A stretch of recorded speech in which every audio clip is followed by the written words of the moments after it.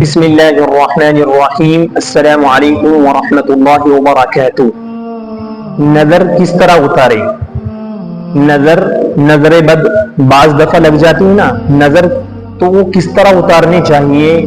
نظر اتارنے کا کیا طریقہ ہے اور کیسے چیک کرے کہ مجھے نظر بد ہو گئی ہے، نظر لگ گئی ہے؟ بعض دفعہ ہوتا ہے کہ ہم بچوں کو لے کر کے باہر کسی پروگرام میں گئے، شادی میں گئے یا باہر چلے گئے کسی محلے میں کسی کے پاس، تو بعض دفعہ ایسا ہوتا ہے کہ نظر لگ جاتی ہے اور جیسے ہی گھر پہ آتے ہیں پریشان ہے، بچہ رو رہا ہے یا فیور ہو گیا، بخار ہو گیا یا الٹی ہو رہی ہے، بار بار الٹیاں ہو رہی ہیں، دودھ نہیں پی رہا۔ جب ہم گھر سے چلے تو بچے نے دودھ بھی پیا، کھانا بھی کھایا، لیکن جب کسی کے یہاں سے واپس آئے، ہم اپنے گھر پہ شادی میں سے واپس گھر آئے تو معلوم ہوا کہ بچہ نہ دودھ پی رہا ہے نہ کھانا کھا رہا ہے اور بچہ رو رو کر اپنا برا حال کر لیا، تو اس طرح نظر لگ جاتی ہے۔ تو یہ کیسے معلوم کرے کہ نظر لگ گئی ہے اور نظر کس طرح اتارے؟ یہ ہے نا، حضرت جابر رضی اللہ تعالیٰ عنہ ارشاد فرماتے ہیں کہ نظر کا لگنا حق ہے۔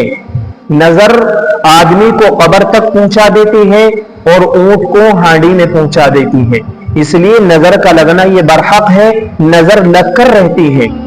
ایک وہ آدمی ہے نظر لگ گئی جو حاسد تو نہیں ہے، حسد تو نہیں کرتا، لیکن وہ ناپسند کرتا ہے، تو اس کی نظر لگ گئی۔ اپنی بھی نظر لگ جاتی ہے، بعض دفعہ اپنی بھی نظر لگ جاتی ہے، والدین کی نظر لگ جاتی ہے، بھائی بہن کی نظر لگ جاتی ہے کہ ہم نے بہترین کپڑے پہنے، صاف ستھرے اور اپنے آپ کو تیار کیا اور کہا دیکھو امی میں کیسا لگ رہا ہوں، تو یہ نظر لگ جاتی ہے، تو وہ کہتے ہیں بہت بڑھیا لگ رہے ہو، حالانکہ حدیث شریف میں ہے۔ کہنا چاہیے بعض علماء نے اس کے اوپر بڑی تفصیل اس کے ساتھ بات کی ہے اور فرمایا کہ جب تم کسی کو دیکھو اور وہ تمہیں اچھے لگیں یا اپنے بچے کو دیکھو اور وہ تمہیں بہت پیارا لگ رہا ہو تو ان کو کہو ما شاء اللہ لا قوت الا باللہ۔ اگر کوئی آپ کو اچھا لگ رہا ہے، آپ کو کسی کی گاڑی، کسی کا گھر، کسی کا کاروبار بہت زیادہ پسند آ رہا ہے، آپ کو پیارا لگ رہا ہے، تو آپ کو یہ الفاظ کہنے چاہیے ما شاء اللہ لا قوت الا باللہ، یہ کہنا چاہیے۔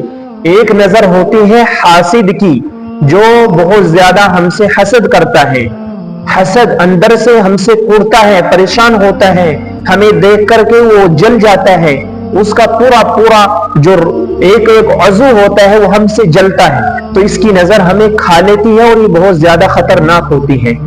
تو نظر کو کس طرح اتاریں اور نظر کا کیسے پتہ کریں کہ ہمیں نظر لگی ہے؟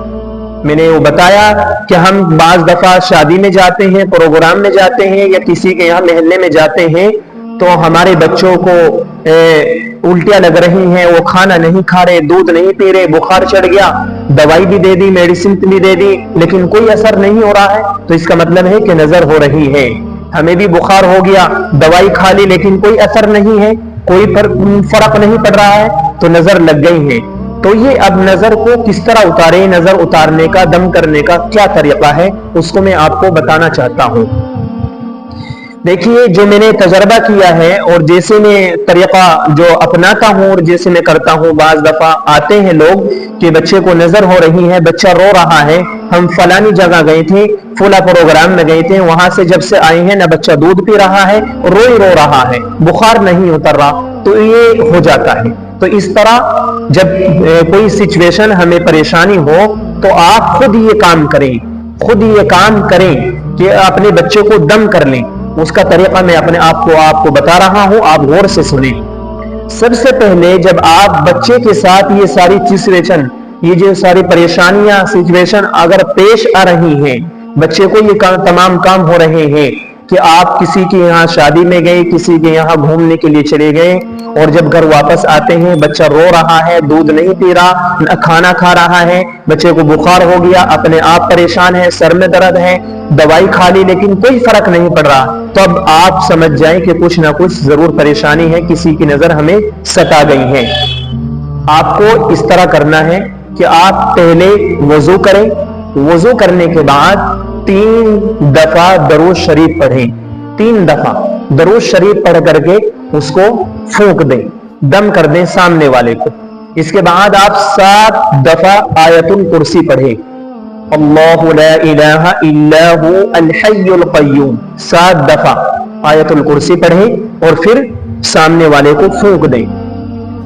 اس کے بعد آپ قل اعوذ برب الفلق اور قل اعوذ برب الناس، قرآن کریم کی سب سے آخری والی 2 صورتیں، ان کو 7 دفعہ پڑھیں، دونوں صورتوں کو 7 دفعہ دونوں صورتیں پڑھ کر کے سامنے والے کو دم کریں۔